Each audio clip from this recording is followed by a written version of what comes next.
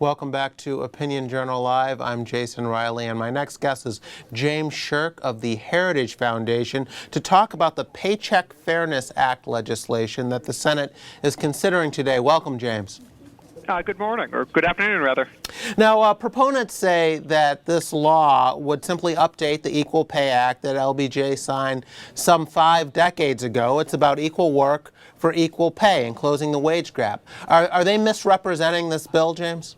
They're highly misrepresenting it. It's already illegal, highly illegal, to pay a man and a woman different wages because of their gender, which is why virtually no businesses will do that. Okay, well, how will this legislation work in practice? It's basically a bonanza for the trial lawyers. What it does is, like I said, it's illegal to pay differently on the basis of sex, but there's a cap on the damages. So if an employer pays someone less because they're a woman, he has to pay back pay. So whatever she would have gotten otherwise has to be paid, and punitive damages up to $300,000. This legislation removes that cap on punitive damages, and so now a trial lawyer with a successful lawsuit, if you can persuade a jury, maybe you can get $5 million, maybe you can get $10 million, whatever the jury hands out, whatever the jury decides is enough to punish the business, which can be quite lucrative for the trial lawyers, but is not the greatest way to keep businesses going. And then on top of that, under the current laws, if you have a class action lawsuit alleging an employer has discriminated against women, you have what's called opt-in.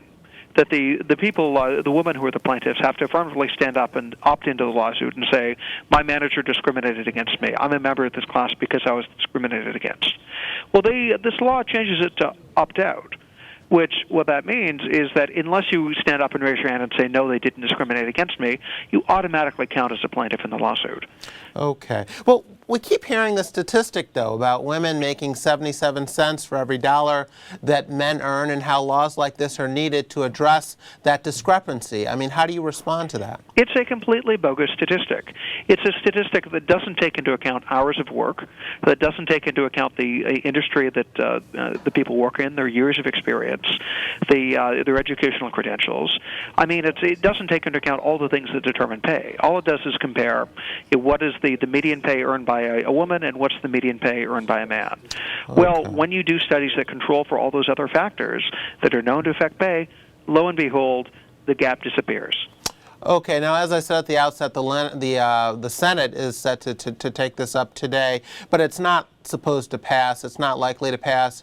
It failed in the Senate. What was the point of this? I think the proponents knew it was going to fail. Is this just political theater to get Republicans to vote against something called Paycheck Fairness? I think that's exactly what it is. I mean, if the bill had been titled honestly, if it had been titled the Trial Lawyer Bonanza and Frivolous Lawsuit Enhancement Act, well then they wouldn't have brought up the bill.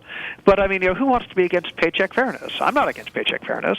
No one's against paycheck fairness. I mean, that's like being against motherhood and apple pie and baseball.